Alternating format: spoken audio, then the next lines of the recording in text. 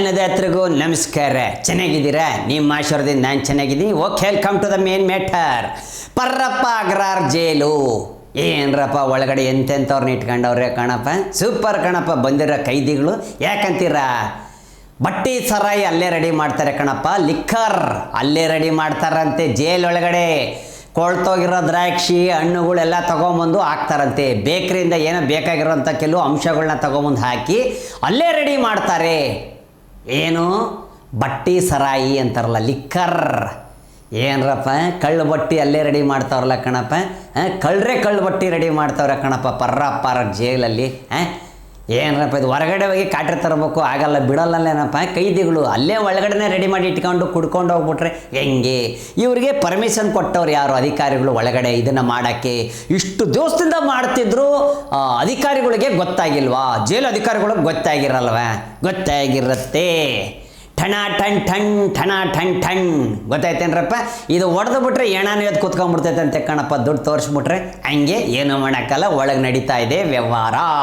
ಎದ್ರ ವ್ಯವಹಾರ? ಕಳ್ಳು ಬಟ್ಟಿ. ಅದಕ್ಕೆ ಕುಡ್ಕೊಂಡು ಜಾಲಿಯಾಗವ್ರೆ ಕಣಪ್ಪ. ನೋಡ್ರಪ್ಪ, ಈ ಥರ ಎಲ್ಲ ವ್ಯವಸ್ಥೆ ಮಾಡ್ಕೊಬಿಟ್ರೆ ಪರ್ರಪ್ಪ ಅಗ್ರಹಾರ ಜೈಲಲ್ಲಿ ಯಾವುದೇ ಜೈಲಾಗಿರ್ಬೋದು, ಈ ಥರ ವ್ಯವಹಾರಗಳೆಲ್ಲ ಚೆನ್ನಾಗಿ ಅವ್ರಿಗೆ ಫ್ರೀಯಾಗಿ ಬಿಟ್ಬಿಟ್ರೆ ಮತ್ತೆ ಕೊಲೆಗಳು, ಸುಳಿಗೆಗಳು, ಚೈನ್ ಕಳ್ತನ, ಮನೆ ಕಳ್ತನ ಮಾಡಿ ವಾಪಸ್ ಬರ್ತಾರೆ. ಯಾಕೆ? ಎಲ್ಲ ವ್ಯವಸ್ಥೆ ಇಲ್ಲೂ ಐತೆ, ಹೊರಗಡೆನೂ ಐತೆ, ಇಲ್ಲೂ ಐತೆ. ಬಿಡ್ತಾರ ಮತ್ತೆ? ನೋಡ್ದೆ, ಇಲ್ಲಿ ಅಧಿಕಾರಿಗಳು ಅದನ್ನು ಟೈಟ್ ಮಾಡಿಟ್ಟು ಏನೂ ಸಿಗದಂಗೆ ಮಾಡಿಬಿಟ್ರೆ ಆವಾಗ ಸರಿ ಹೋಗುತ್ತೆ. ಬೆಳಿಗ್ಗೆ ಒಂದು ಗ್ಲಾಸ್ ನೀರು, ಸಾಯಂಕಾಲ ಒಂದು ಗ್ಲಾಸ್ ನೀರು ಕೊಡೋ ಥರ ಇರಬೇಕು. ಬೇಡಪ್ಪ ಇನ್ನೊಂದು ಸತಿ ಇಂಥ ತಪ್ಪು ಮಾಡಬಾರ್ದು ನಾವು ಅನ್ನಬೇಕು. ಆವಾಗ ಸರಿ ಹೋಗುತ್ತೆ. ಕರೆಕ್ಟ್ ಅಲ್ಲೇನ್ರಪ್ಪ? ನೀವು ಹಿಂಗೆ ಬಿಟ್ರೆ ಮುಗೀತು ಕಣಪ್ಪ. ಇನ್ನಷ್ಟೇ ಅದು ಒಂದು ಏನೋ ರಿಸಾರ್ಟ್ ಆಗ್ಬಿಡ್ತೈತೆ. ಅದು ಪರ್ರಪ್ಪ ಜೈಲು ಇವಾಗ ರೆಸಾರ್ಟ್ ಆಗ್ಬಿಟ್ಟದೆ. ಇವತ್ತು ಡಿ ಕೆ ಸಾಹೇಬ್ರ ಮನೆಯಲ್ಲಿ ಎಲ್ಲ MLAಗಳು ಮೀಟಿಂಗ್ ಎಲ್ಲ ಸೇರ್ತಾ ಇದ್ದಾರೆ ಕಣಪ್ಪ. ಯಾಕಂದ್ರೆ ಮಲ್ಲಿಕಾರ್ಜುನ್ ಖರ್ಗೆ ಸಾಹೇಬರು ಬಂದ್ಬಿಟ್ಟವ್ರೆ ದೆಹಲಿಯಿಂದ. ಏನೋ ಸಿಹಿ ಸುದ್ದಿ ಕೊಡ್ತಾರ ಅಂತ ಕಾಯ್ತಾ ಇರಬೇಕು. ಏನಾದರೂ ಇರ್ತವೆ, ಏನಾದರೂ ಹೈಕಮಾಂಡ್ ಏನಾದರೂ ಬಂದಿರಬೇಕು, ಅಲ್ಲಿಂದ ಏನಾದರೂ ಬಂದಿರಬೇಕು, ಏನಾದರೂ ವಿಚಾರಗಳು ಇದ್ದೇ ಇರ್ತವೆ. ಹಂಗಿರೋದಕ್ಕೆ ಎಲ್ಲ ಸೇರ್ತಾವ್ರಿ ಇವತ್ತು. ಎಲ್ಲಿ? ಡಿ ಕೆ ಸಾಹೇಬ್ರು ಮನೆಯಲ್ಲಿ ಎಲ್ಲರೂ ಸೇರ್ತಾವ್ರಿ. ಮೀಟಿಂಗ್. ಓಕೆ, ಒಂಥರ ಇದು ಹೈ ಅಲರ್ಟ್ ಮೀಟಿಂಗ್ ಇದ್ದಂಗೆ, ಸೀಕ್ರೆಟ್ ಮೀಟಿಂಗ್. ನೋಡಬೇಕು ಕಣಪ್ಪ ಏನಾಗ್ತದೆ, ಏನು ಎತ್ತ ಅಂತ ನೋಡಬೇಕು. ಏನಾಗೈತೆ ಮೆಸೇಜ್ ಬಂದಿರೋದು. ಕುಕ್ಕೆ ಸುಬ್ರಹ್ಮಣ್ಯ ದೇವಸ್ಥಾನದಲ್ಲಿ ಚಂಪಾ ಸೃಷ್ಟಿ ರಥ ಉಮಾಶಂಕರ ತೇರನ್ನು ಎಳಿತಾ ಇದ್ದಾರೆ. ಇವತ್ತು ಎಳಿತಾ ಇದ್ದಾರೆ, ಭಕ್ತಾದಿಗಳೆಲ್ಲ ಸೇರಿ ಎಳಿತಾ ಇದ್ದಾರೆ. ಸೊ ದೇವರು ಕುಕ್ಕೆ ಸುಬ್ರಹ್ಮಣ್ಯ ದೇವಸ್ಥಾನ, ಕುಕ್ಕೆ ಸುಬ್ರಹ್ಮಣ್ಯ ದೇವಸ್ಥಾನದಲ್ಲಿ ನಡೀತಾ ಇರೋಂಥದ್ದು, ಆ ದೇವಸ್ಥಾನದ ಹತ್ರ ನಡೀತಾ ಇರೋಂಥದ್ದು. ಓಕೆನಾ? ಚಂಪಾ ಸೃಷ್ಟಿ ಹಬ್ಬನ ಆಚರಿಸ್ತಾ ಇದ್ದಾರೆ, ರಥನ ಎಳಿತಾ ಇರೋಂಥ ಭಕ್ತಾದಿಗಳು. ಸೊ ಸುಬ್ರಹ್ಮಣ್ಯ ಎಲ್ಲರಿಗೂ ಒಳ್ಳೇದು ಮಾಡಲಿ ಕಣಪ್ಪ, ಎಲ್ಲರಿಗೂ ಒಳ್ಳೇದಾಗಲಿ ಕಣಪ್ಪ. ಇನ್ನೊಂದು ವಿಚಾರ ಕಣಪ್ಪ, ದಿ ಬಾಸ್ ದರ್ಶನ್ ಸರ್ ಅವರು ಜೈಲಿಗೆ ಸೇರಿ ಇವತ್ತಿಗೆ 100 ದಿವಸ ಆಯಿತು. 2ನೇ ಬಾರಿ ಸೇರಿಕೊಂಡಿರೋವಂಥದ್ದು. ಅವರಿಗೆ ಹಾಸಿಗೆ, ದಿಂಬು, ಬೆನ್ನೋವು, ಫಂಗಸ್ ಅದು ಇದು ಅಂಥೇಳಿ ತುಂಬ ತೊಂದರೆಗಳು ಕೂಡ ಆಗಿದೆ. ಆದರೂ ಕೂಡ ಅಲ್ಲಿ ಒಳಗಡೆ ಅವ್ರಿಗೆ ದಿಂಬು ಹಾಸಿಗೆ ಸಿಗ್ತಾ ಇಲ್ಲ. ಸೊ ಹೀಗಾಗಿ ಯಾಕೆ ಇಲ್ಲಿ ಎಲ್ಲ ಸರಾಗಿರ ಎಲ್ಲ ಮಾಡ್ತಾರೆ ಪರ್ರಪ್ಪ ಜೈಲು ಎಲ್ಲ ಆಗುತ್ತೆ. ಆದರೆ ಯಾರು ಏನು ರಿಕ್ವೆಸ್ಟ್ ಮಾಡ್ಕೊಂಡು ಒಂದು ದಿಂಬು ಹಾಸಿಗೆ ಕೇಳ್ತಾ ಇದ್ದಾರೋ ಅವ್ರಿಗೆ ಕೊಡ್ತಾ ಇಲ್ಲ. ಅಂದರೆ ದಿ ಬಾಸ್ ದರ್ಶನ್ ಸರ್ ಅವರಿಗೆ ಟಾರ್ಗೆಟ್ ಮಾಡ್ತಾ ಇದ್ದಾರಾ ಅನ್ನೋದು ಒಂದು ಅನುಮಾನ ಆಗಿದೆ ಕಣಪ್ಪ. ಸುಮಾರು ಜನ ಹೇಳ್ತಾ ಇರೋದು ಇದೆ. ಎಲ್ಲ ವ್ಯವಸ್ಥೆನೂ ಮಾಡಿಕೊಡ್ತಾ ಇದ್ದಾರೆ. ಏನು ಕೈದಿಗಳಿಗೆ ಮೊನ್ನೆ ನೋಡಿದ್ರೆ ಗಾಂಜಾ ಬಂತು ಬಾಳೆಹಣ್ಣಲ್ಲಿ ಅಂತ ಆಯಿತು. ಎಲ್ಲಿ? ಶಿವಮೊಗ್ಗದ ಹತ್ರ. ಗಾಂಜಾ ಬಾಳೆಹಣ್ಣಲ್ಲಿ ಬರುತ್ತೆ, ಅದು ಇದೆಲ್ಲ ಆಗ್ತಾಯಿದೆ. ಒಳಗಿರೋ ಕೈದಿಗಳಿಗೆ ಯಾರಾದರೂ ಕೆಲವ್ರು ಕೇಳಿದಾಗ, ಈಗ ದರ್ಶನ್ ಸರ್ ಅವ್ರಿಗೆ ಕೇಳಿರೋಂಥದ್ದು ಏನು? ಹಾಸಿಗೆ, ಒಂದು ದಿಂಬು ಕೊಡಿ ಅಂತ. ಅದು ಕೊಡೋಕ್ಕಾಗ್ತಾ ಇಲ್ಲ. ಯಾಕೆ? ಏನು ಟಾರ್ಗೆಟ್ ಮಾಡಿದಾರ ಅಂತ ಕೆಲವರು ಹೇಳ್ತಾ ಇದ್ದಾರೆ. ಎಸ್, ದರ್ಶನ್ ಸರ್ ಅವ್ರಿಗೆ ಟಾರ್ಗೆಟ್ ಮಾಡಲಾಗಿದೆ ಅಂತ ಇನ್ನು ಕೆಲವರು ಹೇಳ್ತಾ ಇದ್ದಾರೆ. ಕಣಪ್ಪ, ಮುರುಘಶ್ರೀ ಸ್ವಾಮಿಗಳಿಗೆ ಇವತ್ತು ಬಿಡುಗಡೆನೇ ಇಲ್ಲ ಬಂಧನನ ಇವತ್ತು ನಿರ್ಧಾರ ಆಗುತ್ತೆ ಕೋರ್ಟಲ್ಲಿ. ಕಾದು ನೋಡಬೇಕು ಕಣಪ್ಪ. ಯಾಕಂದರೆ ಯಾವ ಕೇಸಲ್ಲಿ ಒಳಗೆ ಹೋಗಿದ್ರು ಅಂತ ಎಲ್ಲರಿಗೂ ಪ್ರತಿಯೊಬ್ಬರಿಗೂ ಗೊತ್ತಿರೋವಂಥದ್ದು. ಓಕೆನಾ? ಸೊ ಸುಮಾರು ಕಂಪ್ಲೇಂಟ್ಗಳು ಬಂದಿತ್ತು, ಅದು ಇದಾಗಿತ್ತು, ಎಲ್ಲ ಆಯಿತು. ಕಡೆ ಹೊರಗಡೆ ಬಂದರು ಬೇಲಿಂದ. ಈಗ ನೋಡಬೇಕು ಇವತ್ತು ಏನಾಗುತ್ತೆ ಅಂತ ಕಾದು ನೋಡಬೇಕು ಕಣಪ್ಪ. ಮುರುಘಶ್ರೀ ಸ್ವಾಮಿಗಳ ಇವತ್ತು ಏನಪ್ಪ ಅಂದರೆ ಅಂತಿಮ ನಿರ್ಧಾರ ಕೋರ್ಟಲ್ಲಿ ಏನು ಎತ್ತ ಅಂತ ಹೇಳ್ತಾರೆ. ಓಕೆ, ಇನ್ನು ಪಶ್ಚಿಮ ಬಂಗಾಳಲ್ಲಿ ಮಮತಾ ಬ್ಯಾನರ್ಜಿ ಅವರು BJP ಅವರಿಗೆ ಹೇಳ್ತಾ ಇರೋದು, BJP ಅವರು ಈಗ ಎಲೆಕ್ಷನ್ ನಿಂತ್ಕೋಬೇಕು, ಕಮಿಷನ್ ಬೇಸಸ್ ಅವ್ರದ್ದು ಹಂಗೆ ಹಿಂಗೆ ಅಂತ ಅವ್ರಿಗೆ ಟಕ್ಕರು ಟಾಂಗ್ ಕೊಡ್ತಾ ಇರೋಂಥದ್ದು. ನನ್ನ ಎದುರುಗಡೆ ಏನಾದರೂ ಅವ್ರು ನಿಂತರು ಅಂದರೆ ಕಿತ್ತು ಬಿಸಾಕ್ಬಿಡ್ತೀನಿ, ಬುಡದಿಂದನೇ ಕಿತ್ತು ಬಿಸಾಕ್ಬಿಡ್ತೀನಿ BJPನ ಎಲ್ಲ ಕಡೆ ಅಂಥೇಳಿ ಮಮತಾ ಬ್ಯಾನರ್ಜಿಯವರು ಹೇಳಿರೋವಂಥದ್ದು BJP ಅವರಿಗೆ ಕಣಪ್ಪ. ಇನ್ನು ಎಲೆಕ್ಷನ್ ಹತ್ರ ಬರ್ತೈತೆ ಕಣಪ್ಪ. ಇನ್ನು ಮಾತುಕತೆಗಳು ಓಡಾಟ ಶುರು ಆಗ್ಬಿಟ್ಟೈತೆ ಕಣಪ್ಪ. ಇವ್ರದ್ದು ಪಶ್ಚಿಮ ಬಂಗಾಳದಲ್ಲಿ ಓಡಾಟ ಶುರು ಆಗಿದೆ. ಆಗಲೇ ಮಮತಾ ಬ್ಯಾನರ್ಜಿ ಅವರು ಓಡಾಟಕ್ಕೆ ಶುರು ಹತ್ಕೊಂಡ್ಬಿಟ್ಟವ್ರಿ. ಕೈ ಮುಕ್ಕೊಂಡು ಓಟ್ ಹಾಕಿ ನನಗೆ BJP ಬರಬಾರ್ದು, BJP ಬರೋಂಗಿಲ್ಲ, ನನ್ನ ಎದುರುಗಡೆ ನಿಲ್ಲೋಷ್ಟು ತಾಕತ್ತಿಲ್ಲ, ನನ್ನ ಎದುರುಗಡೆ ನಿಂತರೂ ಅವ್ರನ್ನ ಬುಡದ ಸಮೇತ ಕಿತ್ತು ಬಿಸಾಕ್ಬಿಡ್ತೀನಿ BJPನ ಎಲ್ಲ ಕಡೆಯಿಂದ ಅಂತೇಳಿ ಮಮತಾ ಬ್ಯಾನರ್ಜಿ ಅವರು ಹೇಳಿರೋಂಥದ್ದು. ಇನ್ನು ನೋಡ್ಬೇಕು ಕಣಪ್ಪ, ಇನ್ನು ಮೋದಿಯವರು ಎಲ್ಲ ಬರ್ತಾರೆ ಕಣಪ್ಪ, ಇನ್ನು ಅವರು ಫೀಲ್ಡ್ಗೆ ಇಳಿತಾರೆ BJP ಕಡೆಯವರು, ಇನ್ನು ಅವರು ಓಡಾಡ್ತಾರೆ ಕಣಪ್ಪ, ಎಲ್ಲ ಕಡೆ ಕೈ ಮುಕ್ಕೊಂಡು ಓಟ್ಗಳು ಹಾಕಿ ನೋಡಬೇಕು ಕಣಪ್ಪ ಪಶ್ಚಿಮ ಬಂಗಾಳ ಏನಾಗ್ತೈತೆ ಅಂತ. ಇನ್ನು ಬಿಹಾರದಲ್ಲಿ ಏನಾಯ್ತು ಅಂತ ಗೊತ್ತಾಯ್ತು ನಿಮಗೆ, ಕಳೆದೇ ಹೋಗ್ಬಿಡುತ್ತೆ ಕಾಂಗ್ರೆಸ್ಸು. ಈಗ ಇಲ್ಲೇನಾಗುತ್ತೆ ನೆಕ್ಸ್ಟು ಅನ್ನೋದನ್ನು ಕಾದು ನೋಡಬೇಕು ಕಣಪ್ಪ. ಇನ್ನು ಆಟ ಶುರು, ಇನ್ನು ಮೋದಿಯವರ ಆಟ ಶುರು ಕಣಪ್ಪ. ಇವ್ರು ಇಷ್ಟು ಮಾತಾಡಿದ್ರೆ ಅವ್ರಿಗೆ ಗೊತ್ತಾಯ್ತಂದ್ರೆ ಅವ್ರು ಬಿಡ್ತಾರ, ಇನ್ನು ಅವರು ಆಟ ಶುರು ಹಚ್ಕೋತಾರೆ. ಓಕೆ, ಕಾಂಗ್ರೆಸ್ಸಲ್ಲಿ ಏನು ಇಲ್ಲಿ ನಡೀತಾ ಇದೆಯೋ ಸೀಟುನ ಕಿತ್ಲಾಟ, CM ಚೇರು ಕಿತ್ಲಾಟ ಏನು ನಡೀತಾ ಇದೆಯೋ ಅದು ರಾಹುಲ್ ಗಾಂಧಿ ಅವರಿಗೆ ಬೇಜಾರಾಗಿ ಹೋಗ್ಬಿಟ್ಟಿದೆ. ಇಲ್ಲಿ ಎಲ್ಲ ಮಾಹಿತಿಗಳು ಸಿಕ್ಕಿದೆ, ಆದರೆ ಪಟ್ಟು ಹಿಡಿದು ಕೂತ್ಕೊಂಡಿದ್ದಾರೆ ಯಾರು, DK ಸಾಹೇಬರು. ನನಗೆ ಚೇರ್ ಬೇಕು, ನಾನು CM ಆಗಬೇಕು. ಯಾಕಂದರೆ ಮಾತುಕತೆ ಆಗಿತ್ತು ಮೊದಲೇ, ಕರೆಕ್ಟ್ ಅಲ್ವಾ? ಇಷ್ಟು ಬಹುಮತಗಳಿಂದ ಕಾಂಗ್ರೆಸ್ ಗೆದ್ದಿದೆ ಅಂದಮೇಲೆ ಎಷ್ಟು ಸೀಟ್ಗಳಿಂದ ಗೆದ್ದಿದೆ, ಅದರಲ್ಲಿ DK ಶಿವಕುಮಾರ್ ಅವರಿಲ್ಲ ಅಂದರೆ ಇಷ್ಟು ಸೀಟುಗಳು ಬರ್ತಾ ಇರಲಿಲ್ಲ ಅಂತ ಒಬ್ಬರು. ಇನ್ನು ಕಾಂಗ್ರೆಸ್ಸಲ್ಲಿ ಮುಖ್ಯ ಸಖತ್ತು ವೇಟ್ ಇರುವಂಥ ವ್ಯಕ್ತಿ ಅಂದರೆ ಅದು ತುಂಬ ಪವರ್ಫುಲ್ ಪರ್ಸನ್ ಅಂದರೆ ಇನ್ನು ಅದು ನಮ್ಮ CM ಸಾಹೇಬರು, ಸಿದ್ದರಾಮಯ್ಯ ಸಾಹೇಬರು ಅವರು ಇರಬೇಕು. ಅವ್ರನ್ನೇನಾದರೂ ಚೇರಿಂದ ಕೆಳಗೆ ಇಳಿಸಿದ್ರೆ ಕಾಂಗ್ರೆಸ್ ಶೇಕ್ ಆಗುತ್ತೆ ಅಂತ ಒಬ್ಬರು. ಇನ್ನು DK ಅವರಿದ್ದರೆ ಎಷ್ಟೊಂದು ಮತಗಳಿಂದ ಗೆದ್ದಿತ್ತು ಕಾಂಗ್ರೆಸ್ಸು ಅಂತ ಅವರು. ಇನ್ನು ಅವ್ರು ಬಿಟ್ಟೋದ್ರೆ ಆಗತ್ತಾ? ಆಗಲ್ಲ. ಅವ್ರೇನು ಹೊಸ ಪಕ್ಷ ಕಟ್ಕೊಂಡ್ಬಿಟ್ರು, ಇಲ್ಲಿ BJPಗೆ ಹೋದರು, JDS ಜೊತೆ ಸೇರ್ಕೊಂಡ್ಬಿಟ್ರು ಅಂದರೆ ಏನಾಗುತ್ತೆ ಅಂತ ಇನ್ನು ಕೆಲವರು ಮಾತಾಡ್ತಾವ್ರೆ.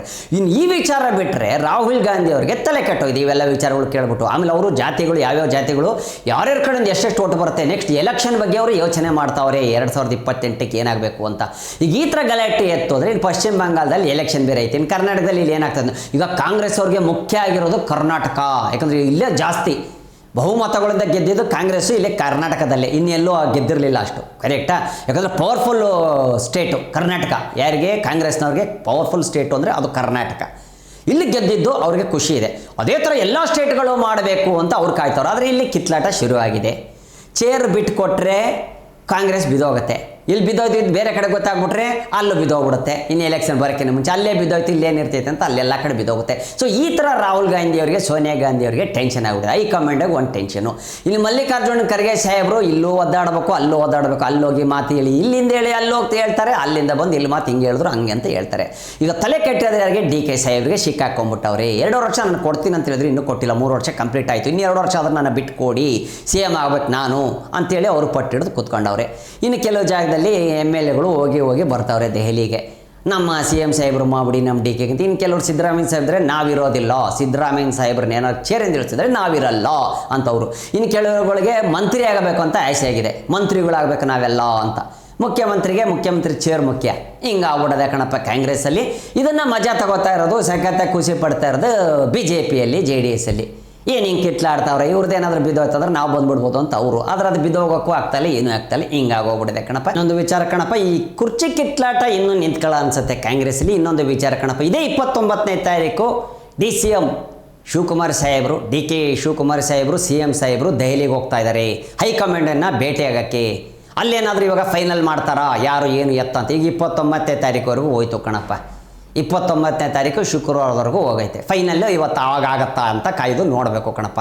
ಇನ್ನು KJ ಜಾರ್ಜ್ ಸಾಹೇಬರು, KJ ಜಾರ್ಜ್ ಅವರು ಹೇಳಿರೋಂಥದ್ದು ಯಾವುದೂ ಇನ್ನೂ ಮಾಹಿತಿಗಳು ನಮಗೂ ಬಂದಿಲ್ಲ, ಏನಾಗುತ್ತೇನೋ ನಮಗೂ ಗೊತ್ತಿಲ್ಲ.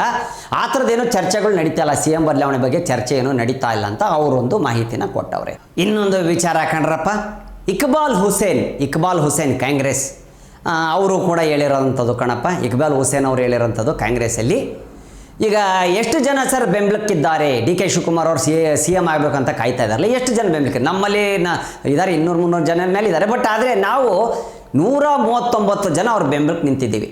ಕಾಂಗ್ರೆಸ್ಸಲ್ಲಿ ಸುಮಾರು ಜನ ಇದ್ದಾರೆ MLAಗಳು, ಆದರೆ 139 ಜನ, 200 ಜನ ಇರೋದು ನಾವು ಕಾಂಗ್ರೆಸ್ಸಲ್ಲಿ, ಅದರಲ್ಲಿ 139 ಜನ DK ಶಿವಕುಮಾರ್ ಬೆಂಬಲಕ್ಕೆ ನಿಂತಿದ್ದಾರೆ CM ಆಗಬೇಕಂತ. ಅವ್ರ ಬೆಂಬಲಕ್ಕೆ ಅಷ್ಟಿದೆ.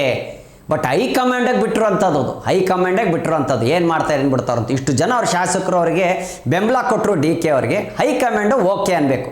ಅದು 100 ಆಗಲಿ 200 ಆಗಲಿ ಇಲ್ಲ 50 ಜನನೇ ಆಗಿರಲಿ, ಹೈಕಮಾಂಡಕ್ಕಿಂತ ಪರ್ಮಿಷನ್ ಬರೋವರೆಗೂ ಏನು ಮಾಡೋಕ್ಕಲ್ಲ. ಅವ್ರ ಕಡೆಯಿಂದ ಗ್ರೀನ್ ಸಿಗ್ನಲ್ ಬರಬೇಕು, ಯಾಕಂದ್ರೆ ಅವರೇ ಹ್ಞೂ ಅನ್ಬೇಕು. ಎಷ್ಟು ಜನ ಶಾಸಕರು ಇಡೇ ಫುಲ್ ಕಾಂಗ್ರೆಸ್ಸಲ್ಲಿರೋರನ್ನ DK ಸಾಹೇಬ್ರು ಅವ್ರ ಕಡೆ ಕರ್ಕೊಂಡೋದ್ರು, ಅವರು ಹ್ಞೂ ಅಂತ ಹೇಳಬೇಕು. ಅದು ನಡೆದಿರೋದು.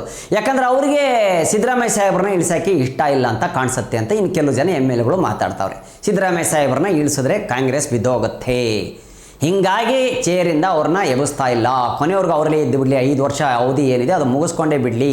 ಇನ್ನು 2028 ಮೇಲೆ ನೋಡೋಣ ಅಂತ. ಅದು ಕಾಂಗ್ರೆಸ್ ಬಂದರೆ ಮಾತ್ರ ಡಿ ಕೆ ಅವರಿಗೆ ಮತ್ತೆ ಏನು ಸಿ ಎಮ್ ಆಗೋ ಒಂದು ಅವಕಾಶ ಇರುತ್ತೆ. ಬಂದರೆ 2028ಕ್ಕೆ ಕಾಂಗ್ರೆಸ್ ಬಂದರೆ ಮಾತ್ರ ಸಿ ಎಮ್ ಆಗ್ಬೋದು. ಇಲ್ಲ ಅಂದರೆ ಕತೆ ಮುಗಿದು ಕಣಪ್ಪ. ಕರೆಕ್ಟಲ್ಲಿ ಏನರಪ್ಪ. ಇನ್ನು ಬಿ ಜೆ ಪಿ ಬಂದ್ಬಿಡ್ತು ಅಂದ್ಕೊಡ್ರಿ, ಏನು ಮಾಡ್ತೀರಾ? JDS BJP ಎರಡೂ ಸೇರ್ಕೊಂಡು ಬಂದ್ಬಿಟ್ರು, ಏನು ಮಾಡ್ತೀರಾ? ಸೊ ಈಗ ಅದು ಕೂಡ ಯೋಚನೆ ಇರುತ್ತೆ ಡಿ ಕೆ ಸಾಹೇಬ್ರಿಗೆ. ಕರೆಕ್ಟಲ್ಲಿ ಏನಪ್ಪ. ಇನ್ನೊಂದು ವಿಚಾರ ಕಣಪ್ಪ, ಕುತ್ತೇ ಮೈ ತೆರ ಖೂನ್ ಪೀ ಜಾऊंगा ಹೇಳ್ಬಾರ್ದು, ದೇಡ್ ಬೇಜಾರು ಮಾಡ್ಕೋಕೆ ಹೋಗ್ಬೇಡಿ. ಯಾಕೆ ಹೇಳ್ತಾ ಇದ್ದೀನಪ್ಪ ಅಂದರೆ, ಶೋಲೆನ ಮತ್ತೆ ಬಿಡುಗಡೆ ಮಾಡ್ತಾ ಇದ್ದಾರೆ. ಶೋಲೆ ಸಿನಿಮಾ ಅಮಿತಾಬ್ ಬಚ್ಚನ್ ಮತ್ತು ಧರ್ಮೇಂದ್ರ ಅವ್ರು ನಡೆಸಿದಂಥ ಶೋಲೆ ಚಿತ್ರ ಎಲ್ಲಿ ನಡೆದಿತ್ತು? ರಾಮ್ಗಢ್ ಅಂತ ಏನು ಹೇಳಿದ್ರು ಅದು ನಮ್ಮ ರಾಮನಗರ ಕರ್ನಾಟಕದಲ್ಲಿ ನಡೆದಂಥ ಸಿನಿಮಾ. ಅದ್ಭುತವಾದ ಸಿನಿಮಾ, ಹಿಸ್ಟ್ರಿ ಕ್ರಿಯೇಟ್ ಮಾಡಿದಂಥ ಸಿನಿಮಾ ನಮ್ಮ ಕರ್ನಾಟಕದಲ್ಲಿ. ಅದೃಷ್ಟ ನಮ್ಮ ಕರ್ನಾಟಕ ಅವ್ರಿಗೆ. ಇದನ್ನು SRCP ಅವರೇ ಒಂದು ಸತಿ ಹೇಳಿದರು, ಕರ್ನಾಟಕ ನನಗೆ ತುಂಬ ಅದೃಷ್ಟವಾದ ಸ್ಥಳ ರಾಮನಗರ ಅಂತೆಲ್ಲ ಹೇಳಿದರು. ಸೊ ಹೀಗಾಗಿ ಈಗ ಶೋಲೆನ ಮತ್ತೆ ಬಿಡುಗಡೆ ಮಾಡ್ತಾವ್ರೆ. ಸೊ ಧರ್ಮೇಂದ್ರ ಸರ್ನ ನಾವೆಲ್ಲ ಕಳ್ಕೊಂಡಿದ್ದೀವಿ. ಒಬ್ಬ ಲೆಜೆಂಡ್ ಆ್ಯಕ್ಟರ್ ಅವರು. ಅವರಷ್ಟು ಹ್ಯಾಂಡ್ಸಮ್ ಹೀರೋ ಇಡೀ ಹಿಂದಿ ಇಂಡಸ್ಟ್ರಿಯಲ್ಲೇ ಯಾರೂ ಇರಲಿಲ್ಲಂತೆ. ಅಷ್ಟು ಜನ ಹುಡುಗಿರು ಫ್ಯಾನ್ಸ್ ಇದ್ರಂತೆ ಧರ್ಮೇಂದ್ರ ಸರ್ಗೆ. ಓಕೆ, ಸೊ ಅದಕ್ಕಿಂತ ಮುಂಚೆ ಅವ್ರು ಪಾಪ ಸತ್ತಿರಲಿಲ್ಲ. ಅದಕ್ಕಿಂತ ಮುಂಚೆ ಮಾಧ್ಯಮದವರೆಲ್ಲ ತೋರಿಸ್ಬಿಟ್ಟಿದ್ರು ಸತ್ತೋಗ್ಬಿಟ್ರು ಅಂತ. ಆಮೇಲೆ ನೋಡಿದ್ರೆ ಅವ್ರು ಹಾಸ್ಪಿಟ್ಲಲ್ಲಿ ಡಿಸ್ಚಾರ್ಜ್ ಆಗಿ ಮನೆಗೆ ಬಂದರು. ಮತ್ತೆ ನೋಡಿದ್ರೆ ಮತ್ತೆ ಸತ್ತೋಗ್ಬಿಟ್ರು ಕಣಪ್ಪ. ಏನು ಮಾಡೋಕ್ಕೆ? ವಯಸ್ಸಾಗಿತ್ತು ಅವ್ರಿಗೆ, 89 ವಯಸ್ಸಾಗಿತ್ತು. 90ವರೆಗೂ ರೀಚ್ ಆಗಿಬಿಟ್ಟಿದ್ರು ಆಲ್ರೆಡಿ. ಇನ್ನೊಂದು 2-3 ತಿಂಗಳಾಗಿದ್ರು ಅವ್ರ ಬರ್ತ್ಡೇ ಇತ್ತು. ಬಟ್ ಅವ್ರು ಏನು ಮಾಡೋಕ್ಕಾಗಲ್ಲ, ವಯಸ್ಸಾಗಿತ್ತು. ಹೀಗಾಗಿ ಸೊ ನಾವು ಧರ್ಮೇಂದ್ರ ಸರ್ ಅವ್ರನ್ನ ತುಂಬ ಕಳ್ಕೊಂಡಿದ್ದೀವಿ. ಅವ್ರ ಆತ್ಮಕ್ಕೆ ಶಾಂತಿ ಸಿಕ್ಕಲಿ ಅಂತ. ಮತ್ತೆ ಶೋಲೆ ಬಿಡುಗಡೆ ಆಗ್ತಾಯಿದೆ. ಖಂಡಿತ ಪ್ರತಿಯೊಬ್ಬರು ಹೋಗಿ ನೋಡುವಂಥ ಸಿನಿಮಾ, ಅದ್ಭುತವಾದ ಸಿನಿಮಾ. ಸೊ ನಮ್ಮ ಕರ್ನಾಟಕನೂ ನಾವು ನೋಡ್ಬೋದು ಅದರಲ್ಲಿ, ರಾಮನಗರ ಹೆಂಗಿತ್ತು ಮೊದಲು ಅಂತ. ಓಕೆನಾ? ಇನ್ನು ಕೆಲವೇ ಕ್ಷಣಗಳಲ್ಲಿ, ಮೋಸ್ಟ್ಲಿ ನಂಗೆ ತಿಳಿದಂಗೆ ಇನ್ನು ಕೆಲವೇ ಕ್ಷಣಗಳಲ್ಲಿ ಪ್ರಿಯಾಂಕ್ ಖರ್ಗೆ ಅವರು ಡಿ ಕೆ ಶಿವಕುಮಾರ್ ಸಾಹೇಬ್ರನ್ನ ಭೇಟಿ ಆಗ್ತಾ ಇದ್ದಾರೆ. ಏನಾದರೂ ಒಳ್ಳೆ ಸುದ್ದಿ, ಸಿಹಿ ಸುದ್ದಿ ಕೊಡ್ತಾರಾ ಅನ್ನೋದು ಒಂದು ಅನುಮಾನವಾಗಿದೆ. ಯಾಕಂದರೆ ಭೇಟಿ ಆಗ್ತಾ ಇದ್ದಾರೆ. ಈಗ ಪ್ರಿಯಾಂಕ್ ಖರ್ಗೆ ಅವರು ಡಿ ಕೆ ಸಾಹೇಬ್ರನ್ನ ಭೇಟಿ ಆಗ್ತಾ ಇದ್ದಾರೆ. ಏನೋ ಸಿಹಿ ಸುದ್ದಿ ಕೊಡ್ತಾರಂತ ಕಾದು ನೋಡಬೇಕು ಕಣಪ್ಪ.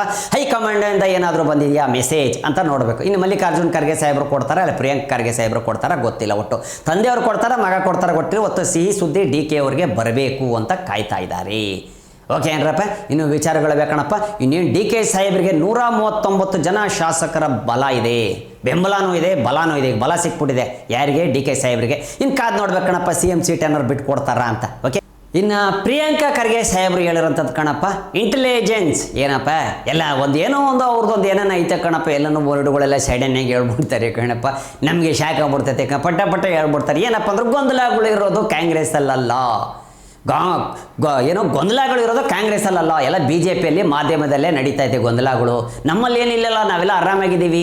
ಆಮೇಲೆ ಎಲ್ಲ ಹೈಕಮಾಂಡ್ ಎಲ್ಲ ಏನು ಹೇಳ್ತಾರೆ ಅದೆಲ್ಲ ಬಂದು ನಾನು ನಿಮ್ಮ ಹತ್ರ ಹೇಳೋಕ್ಕಾಗತ್ತಾ? ಮಾಧ್ಯಮದ ಮುಂದೆ ಹೇಳೋಕ್ಕಾಗಲ್ಲ. ಓಕೆನಾ?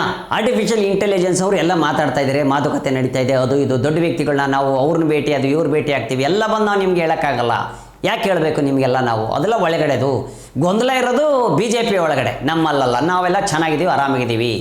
ಆಮೇಲೆ ಇನ್ನೆಲ್ಲ ಹೈಕಮಾಂಡ್ ಏನು ಹೇಳ್ತಾರೆ ಎಲ್ಲರೂ ಕಾಂಗ್ರೆಸ್ಸಲ್ಲಿ ಇರೋರೆಲ್ಲ ಒಪ್ಕೊಳ್ಬೇಕಾಗತ್ತೆ. ಯಾರೇ ಆಗಿರಲಿ, ಅದು ಮುಖ್ಯಮಂತ್ರಿಯವರೇ ಆಗಿರಲಿ, ಇಲ್ಲ DK ಸಾಹೇಬ್ರೇ ಆಗಿರಲಿ, ಇಲ್ಲ MLA ಆಗಿರಲಿ, ಯಾರೇ ಆಗಿರಲಿ, ಒಟ್ಟು ಹೈಕಮಾಂಡ್ ಏನು ಹೇಳ್ತಾರೆ ನಾವು ಅದನ್ನೇ ಕೇಳೋದು ಅಂಥೇಳಿ. ಇನ್ನು ಪ್ರಿಯಾಂಕ ಖರ್ಗೆ ಸಾಹೇಬರು ಅಷ್ಟು ಹೇಳ್ಬಿಟ್ರು ಕಣಪ್ಪ. ಗೊಂದಲ ಇರೋದು ಇವಾಗ ಬರೀ BJPಯಲ್ಲಿ ಮಾಧ್ಯಮದಲ್ಲಂತೆ.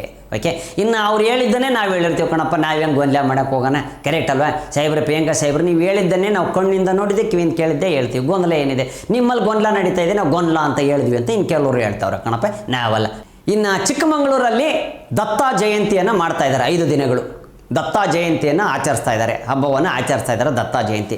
ಇನ್ನು ಯಾರು ಹೊರಗಡೆಯಿಂದ ಯಾರ್ಯಾರು ಹೋಗ್ತಾ ಇದ್ರು ಅವರಿಗೆಲ್ಲ ನಿರ್ಬಂಧ, ಯಾರು ಹೋಗೋಂಗಿಲ್ಲ 5 ದಿವಸ. ಯಾಕಂದರೆ ತುಂಬ ಚಿಕ್ಕಮಗಳೂರಲ್ಲಿ ಹಬ್ಬ ಅಂತಾರೆ ಆಚರಿಸ್ತಾರೆ ದತ್ತ ಜಯಂತಿ, ಅದು ಪ್ರತಿ ವರ್ಷ ಆಚರಿಸೋಂಥದ್ದು. ಸೊ ಹೀಗಾಗಿ ಯಾರು ಹೋಗೋಕ್ಕೆ ಹೋಗ್ಬೇಡಿ, ದಯವಿಟ್ಟು ಚಿಕ್ಕಮಗಳೂರು ಕಡೆ ಇವಾಗ ಸದ್ಯಕ್ಕೆ ಯಾರು ಬರೋಕ್ಕೆ ಹೋಗ್ಬೇಡಿ ಅಂತ ಹೇಳಿ ಬಂದಿದೆಯಪ್ಪ, ಮಾಹಿತಿ ಬಂದಿದೆ ನಮಗೆ. ದಯವಿಟ್ಟು ಯಾರೋ ಹೋಗೋಕ್ಕೆ ಹೋಗ್ಬೇಡಿ ಚಿಕ್ಕಬಳ್ಳಾಪುರ ಸೈಡು, ಯಾಕಂದರೆ ದತ್ತ ಜಯಂತಿಯನ್ನು ಹಬ್ಬವನ್ನು ಆಚರಿಸ್ತಾ ಇದ್ದಾರೆ. ಓಕೆನಾ? ಎಸ್, ಒಳ್ಳೆಯದಾಗಲಿ, ದೇವರು ಎಲ್ಲರೂ ಕಾಪಾಡಲಿ ಅಂತ ನಾವು ಹೇಳ್ತೀವಿ.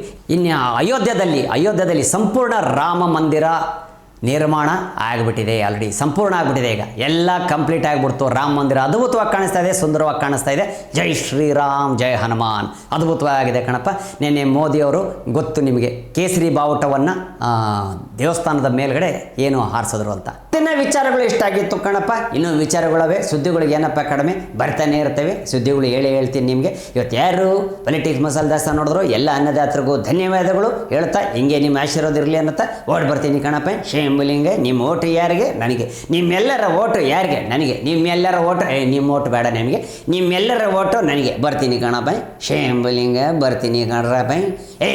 ಎಟ್ಲ ಕಾರ್ನ ವಿಧಾನಸೌಧಕ್ಕೆ ಹೋಗ್ಬೇಕು, ಮಲ್ಲಿಕಾರ್ಜುನ್ ಖರ್ಗೆ ಸಾಹೇಬ್ರ ಮನೆಗೆ ಹೋಗ್ಬೇಕು ಕಣ್ಲೆ. ಏನಾಗೈತೆ ನೋಡ್ಬೇಕಲ್ಲ, ಸುದ್ದಿ ತಂದಿರ್ಬೇಕಲ್ಲ. ಮಲ್ಲಿಕಾರ್ಜುನ್ ಖರ್ಗೆ ಸಾಹೇಬ್ರು ಬೇಗ ಬಂದವ್ರು ಅಂದರೆ DK ಸಾಹೇಬ್ರು CM ಆಗೋ ಚಾನ್ಸಸ್ ತುಂಬ ಐತೆ ಕಣಪ್ಪ.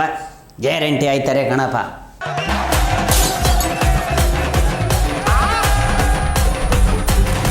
ಕ್ಷಣ ಕ್ಷಣದ ಸುದ್ದಿಗಳಿಗಾಗಿ ಫ್ರೀಡಂ ಟಿವಿ ಸಬ್ಸ್ಕ್ರೈಬ್ ಮಾಡಿ, ಲೈಕ್ ಮಾಡಿ ಹಾಗೂ ಫಾಲೋ ಮಾಡಿ. ಹೊಸ ಸುದ್ದಿಗಳ ನೋಟಿಫಿಕೇಶನ್ಗಾಗಿ ಬೆಲ್ ಐಕಾನ್ ಮೇಲೆ ಕ್ಲಿಕ್ ಮಾಡಿ.